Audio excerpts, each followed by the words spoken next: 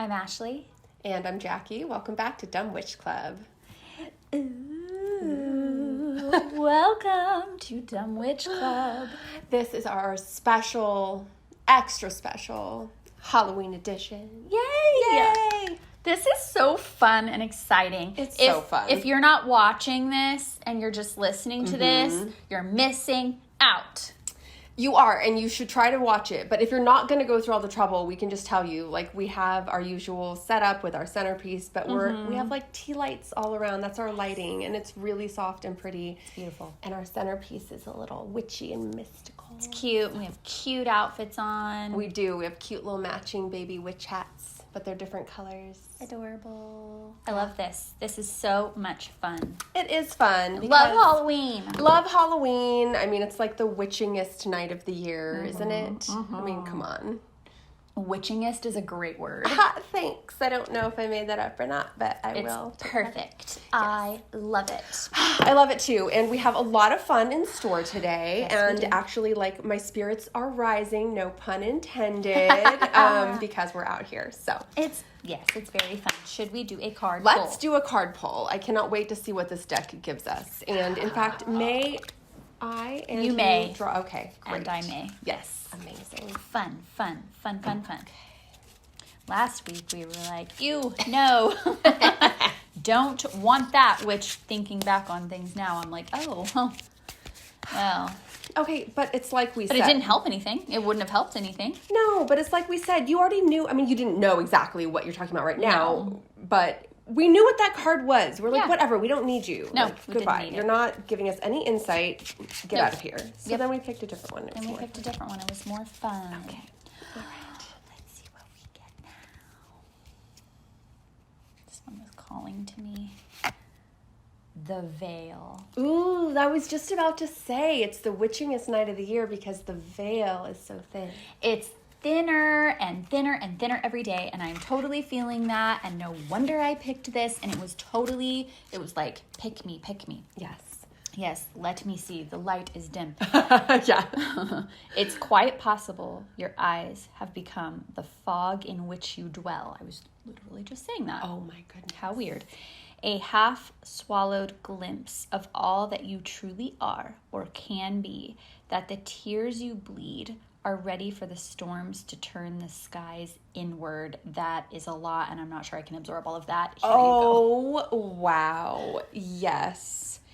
Okay, there is a lot here, and wow. Yeah, I mean, I know all of that to be true, but I'm like, oh gosh, do I really? Okay, all right. It's a lot. I mean, I like it a lot, though, I do too. This artwork is really beautiful. It's a singular figure. Like a feminine figure. She's wearing a dress. She's holding a candle, but it's kind of extinguished. Like there's smoke coming out of it.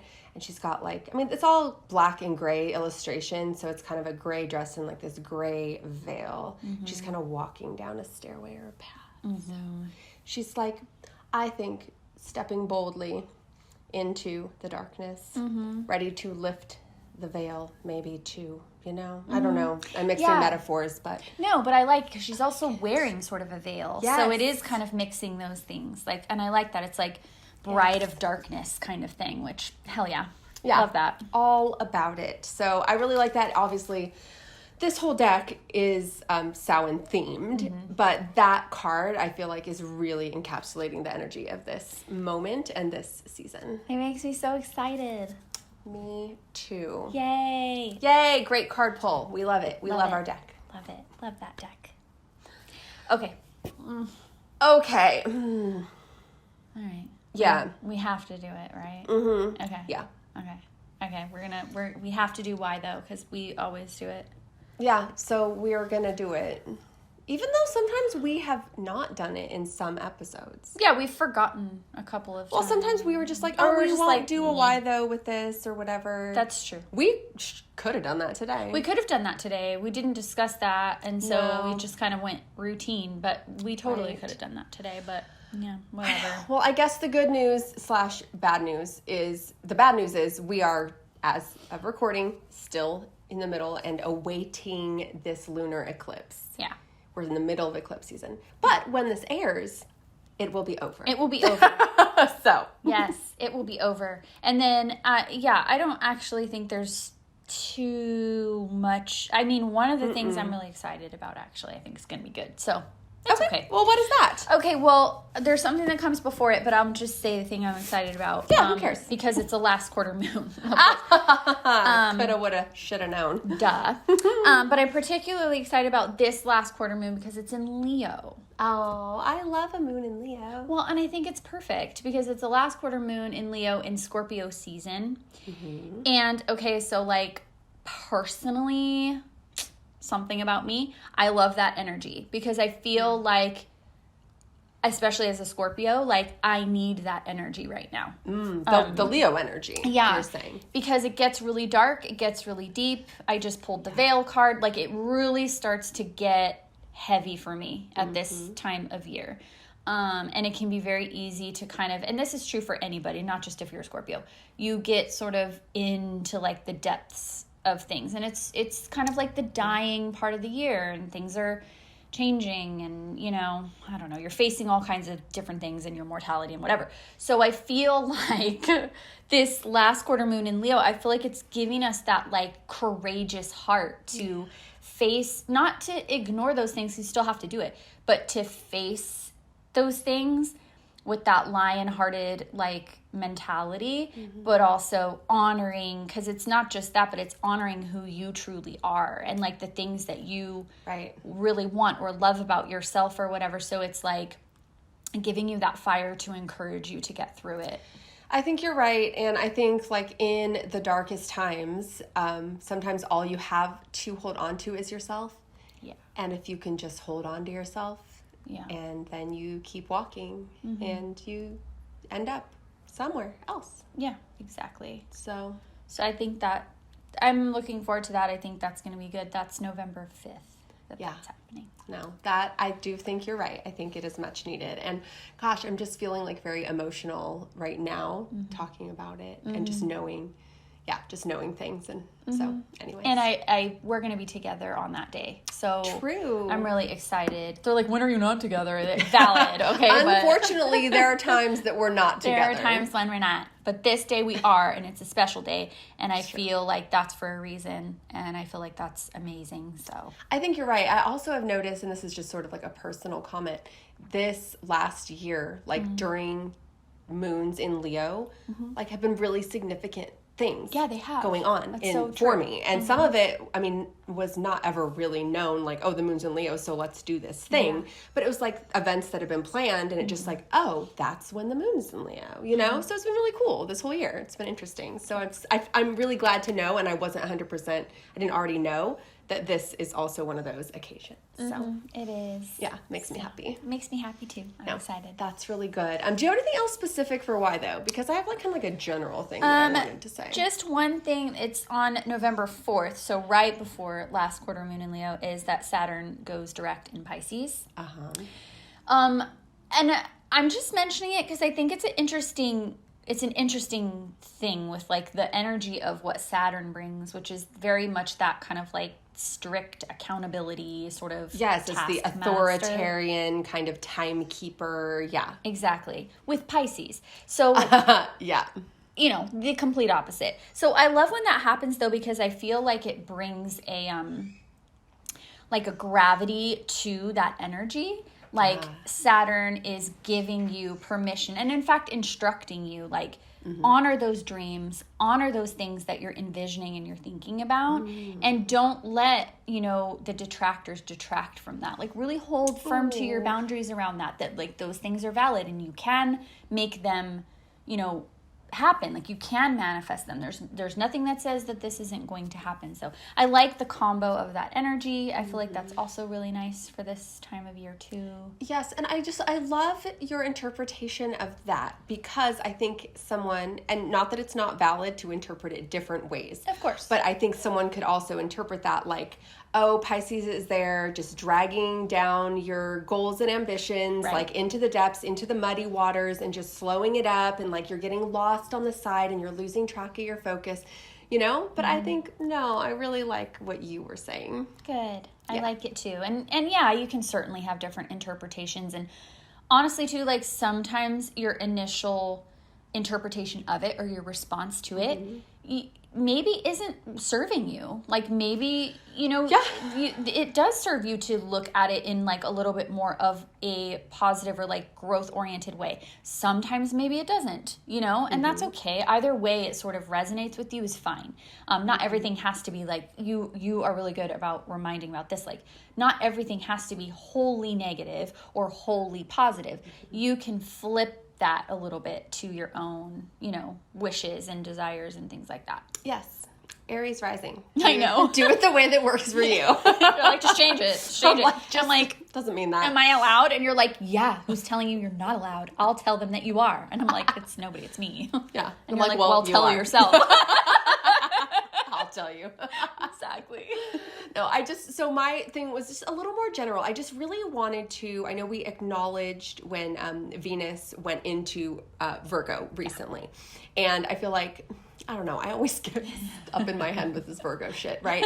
Like, I feel like I was like, it's fine, like, it's totally fine, I guess. Because, like, I was just, like, glorifying Venus in Leo all summer, retrograde, all of that stuff, Yes. But I really just want to acknowledge Venus in Virgo is a tough placement for Venus. It is. I think Venus is in her fall in Virgo, which, fall is kind of to that idea of like rulerships and exaltations, like which signs are more comfy cozy for planets to be in, and then which signs they kind of struggle more in because maybe there's opposite energies and things like that. So it's not to say that it's bad though. So I really just want to acknowledge Venus in Virgo and how people who have Venus in Virgo are very loyal and service oriented with their love, and they are discerning, and they are selective, and these are all really beautiful things. And I also think that Venus is in Virgo at different times during each year, and the fact that she was there when you were born and she's there now, and I don't know, I just really wanted to acknowledge Venus in Virgo today. I love that. Yeah, that it serves me in ways that like I never thought about prior to really getting like comfortable with it and figuring it out. It does. Like sometimes you really, especially in times where things are really hard and like you don't have a lot of control, it's really, even when other people are kind of demonstrating that energy of just like, okay, these are kind of like the practical things, and like, I'm going to take care of this for you. And then like, just you remember to do this, because they know that you're not going to remember to do it. So they're like, you remember to do this. And like, when you do have Venus in Virgo, you tend to kind of mother yourself like that.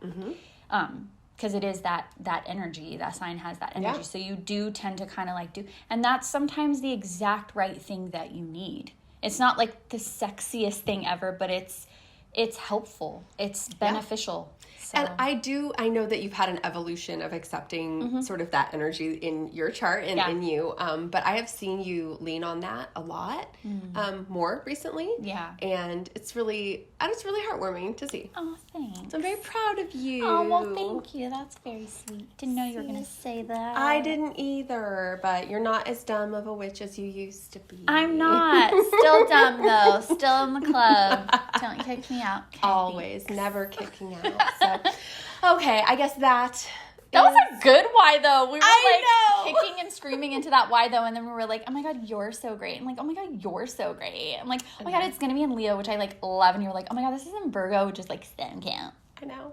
Yeah, that was great. That's why, though. Yay. Yay. On to fun things. Okay, so for our Big Witch energy today, we're telling ghost stories. I'm so excited. Flipped the page. I was so excited, and it's on this page. Okay. No, we're telling ghost stories. So there's kind of what? I don't know. I'm just excited. I thought you would remember. No, something. I saw you move the things, and I was ready, and it just made me nah. No, all good. You don't have to justify it. Okay, so I'm going to be reading some ghost stories. Ashley's going to be telling some ghost stories. Yeah. So we're kind of doing, different things. Yeah. So what I'm going to be reading from is kind of this book. It's a collection of folklore and classic scary stories. Yeah. This is just called Scary Stories to Tell in the Dark. I'm pretty sure it's a kid's book. Yes. But it doesn't matter because not matter. they're good stories and they're fun and they're short. And so Yay. I'm going to start with no further ado. The story is called The Guests. Okay. A young man and his wife were on a trip to visit his mother. Usually they arrived in time for supper, but they had gotten a late start and now it was getting dark. So they decided to look for a place to stay overnight and go on in the morning. Just off the road, they saw a small house in the woods. Maybe they rent rooms, the wife said. So they stopped to ask. An elderly man and woman came to the door.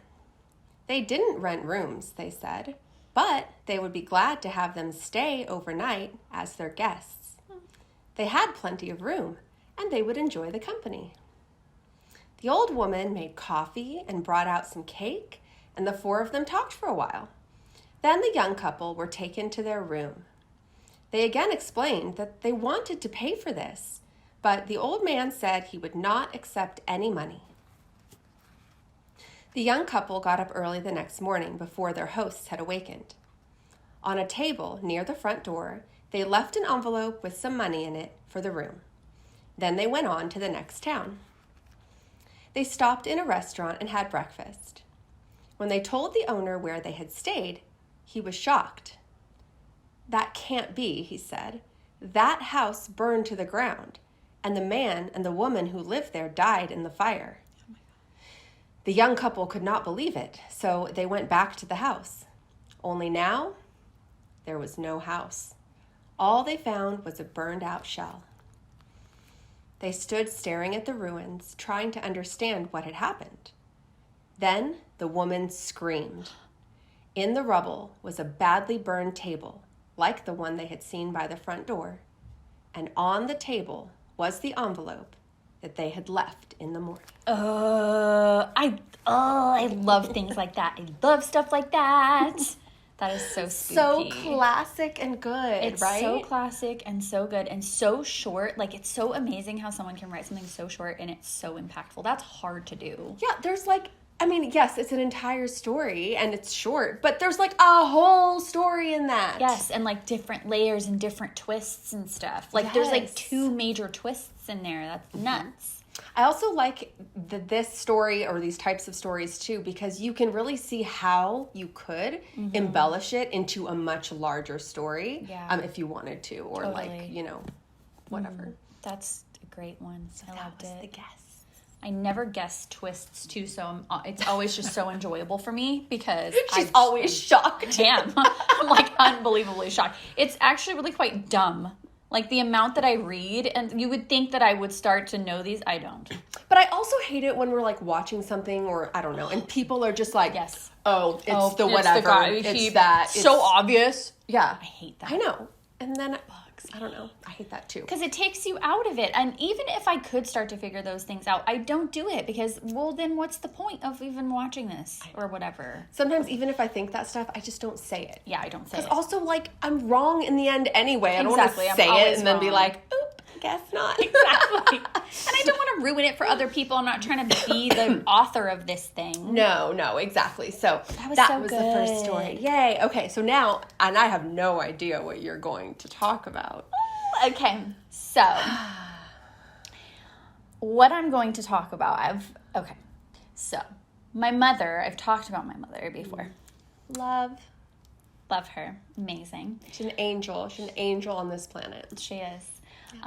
Yes. Unless you've seen her mad. Yeah, then, yeah. That's very true. Yeah. My dad's probably watching this one. Yes. So I talked to my mom about this because there's a lot of stories. My mom is English and Irish and grew up like a lot of her childhood in England and Ireland both. And I have been to both as a child, like quite a bit, mostly to Ireland. We have an ancestral farm in Ireland and relatives that live in, really old homes. That's what's there. And so there's lots of things that have happened, lots of stories that I have heard. This story I have heard since I was a child. It's my mother's story. I did not experience this. She did. But it's a true story. It's a true story. And I had her remind me of it, and there were details that I had forgotten. So it was really nice because I got to kind of relive it. So that's the story that I'm going to tell.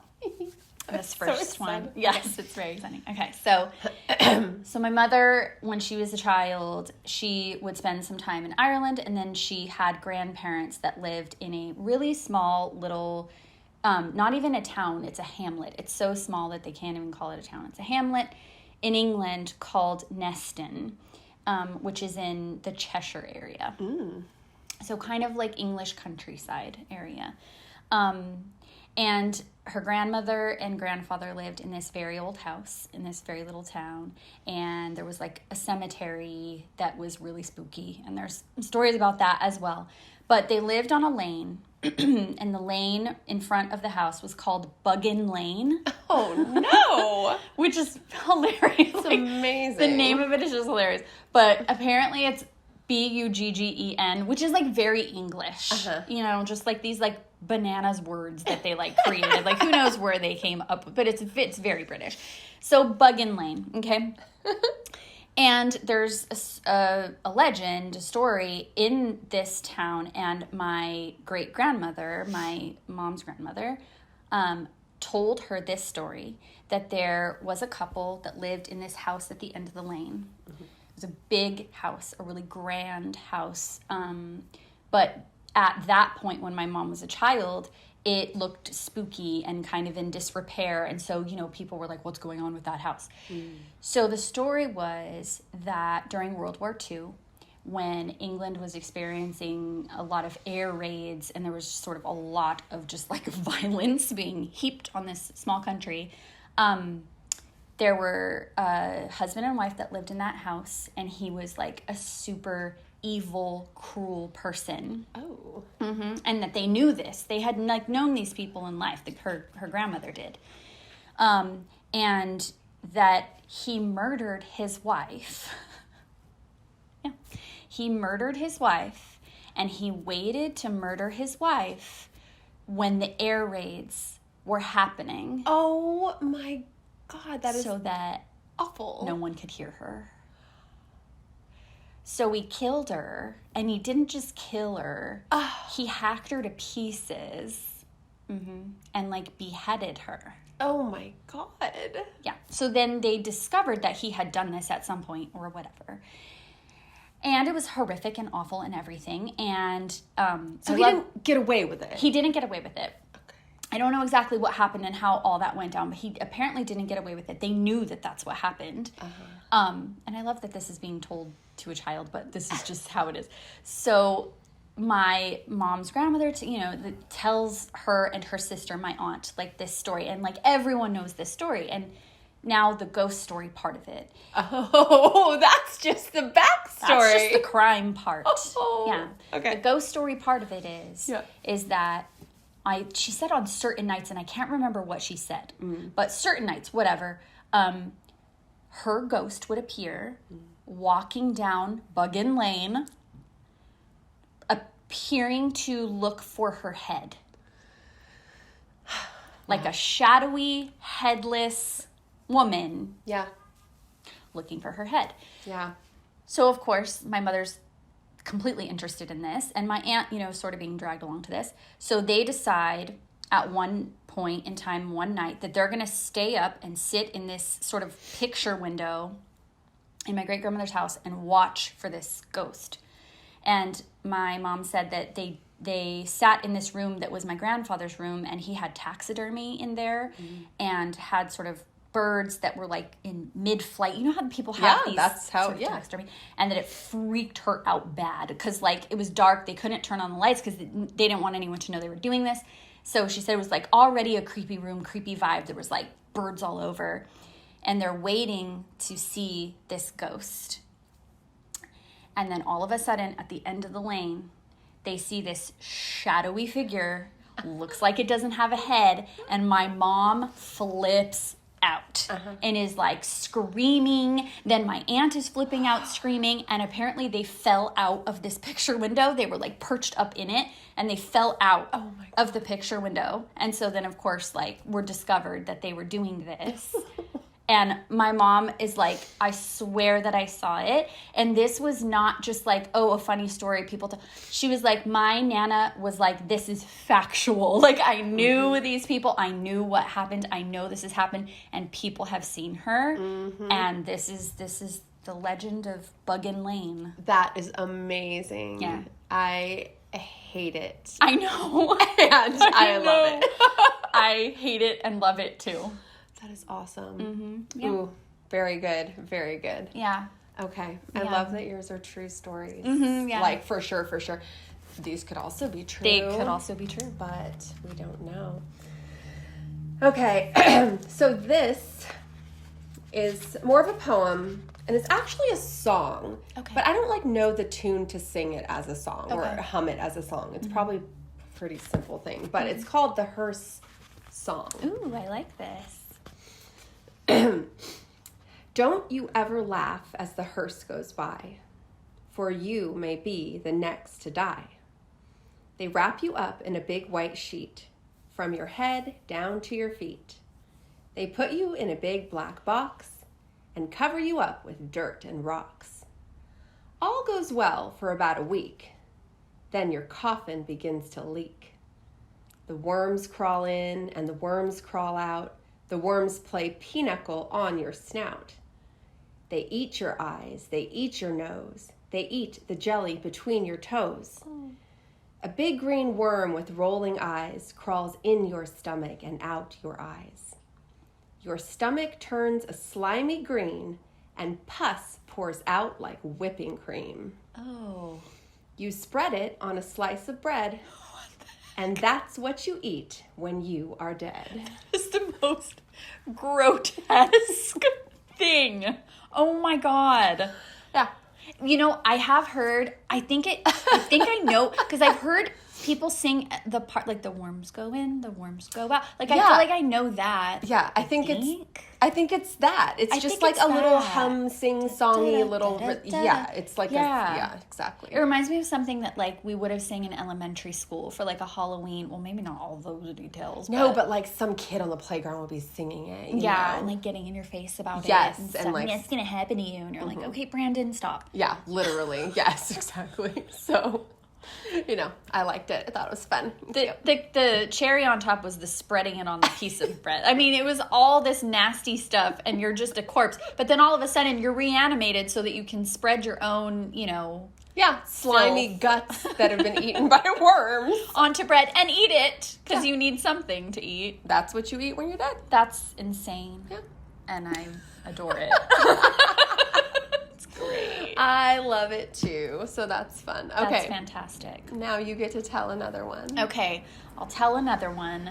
This isn't like a fleshed out story, but I'm just sort of gonna like, it's the next thing that I wanted to tell, and it's also Ireland. Mm-hmm. But this is something I experienced, so the other one was my mom's story. I think I know this story. Oh, you might know this because, this... You may have told me. This really had an impact on me as a kid. So... in Ireland, the place that we're from, it's very small. It's in Northern Ireland. The house is like very old, like hundreds of years old. But it's not about, I'm not telling, and that might be what you're thinking, I'm not telling that story. We would go visit this place. Okay. And it's called Castle Leslie. It's in County Monaghan, in case you want to look it up. It's in County Monaghan on Glasslough, like really close by where we lived. And we would go visit it because it's this, you kind of do that there. Like there's these big estates, right? Mm-hmm. And they have like pubs inside them and you can go and you can eat, or they have like stables. So if you want to ride horses, you can do that. And sometimes they do like historical tours or whatever. So we would visit this place pretty often just to do those things. You know, we'd ride horses sometimes, or we would just go to have lunch and hang out. You can walk the grounds, but this place is creepy as hell, okay? Can I just say, because everything in Ireland, like, it all sounds so innocuous, like, oh, you just go and you say, these places are old. It's a 17th century castle. Yeah, it's super old. It's not, like, as gothic looking as some, but look it up, Google it. It's just very imposing.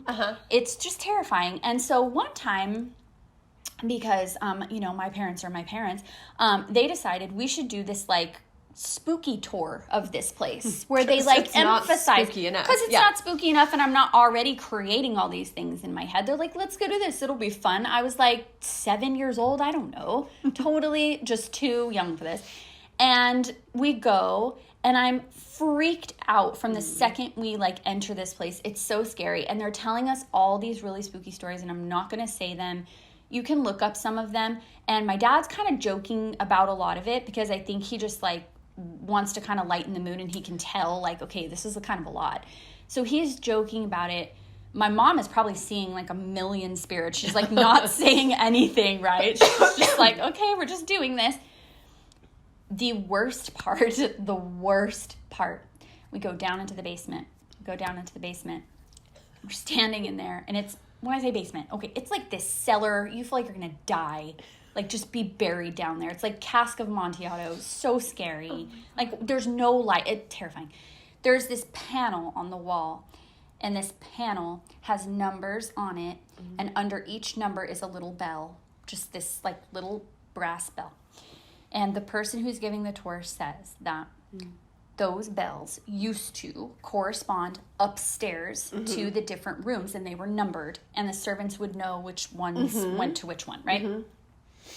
And so if somebody upstairs wanted something, it used to be sort of near where the dumbwaiters are, but they're all, at this point, boarded over, cemented up, because they don't want those chutes, like, open in the house. Right. But it used to be, like, right there. So all of that's boarded up. But they would basically, like, pull a thing, and it would go and signal them down there. Yes.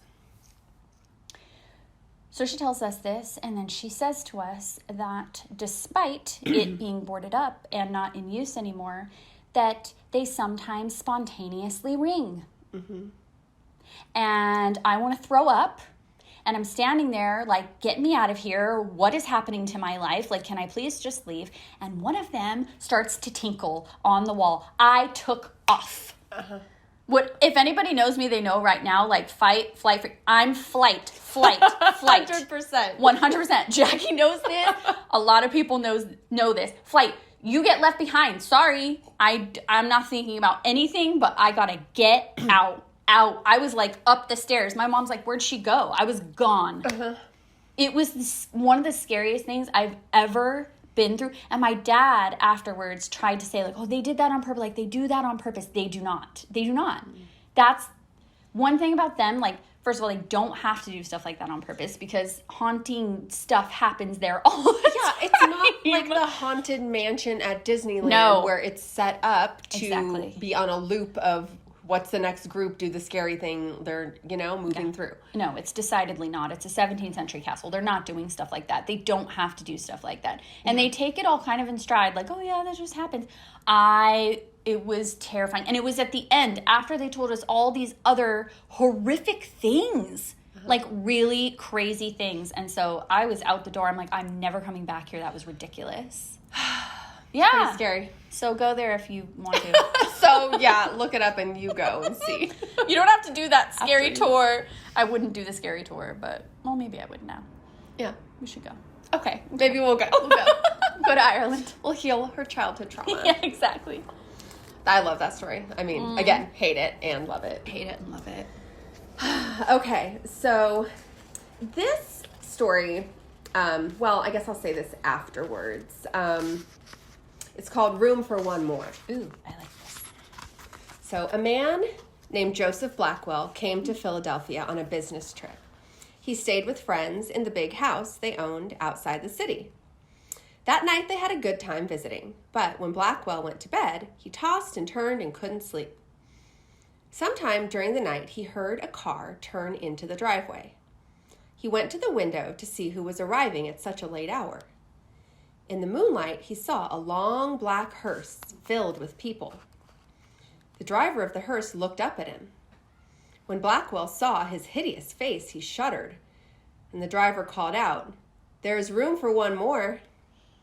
Then he waited for a minute or two and he drove off.